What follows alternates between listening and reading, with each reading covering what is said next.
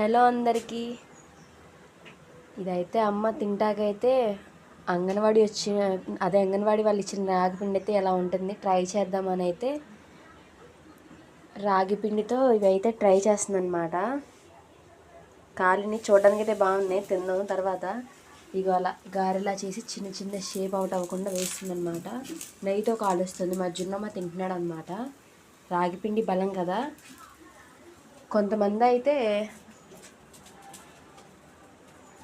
రాగిపిండి, బెల్లం, బాదం, జీడిపప్పు అన్నీ వేసి పిల్లలకి పొద్దున్నే మజ్జిగ కానీ పాలతో కానీ అయితే గ్లాస్తో ఇస్తున్నారు అనమాట బలానికి. మేము జున్నమ్మకి ఇవ్వాలి అనుకుంటున్నాం.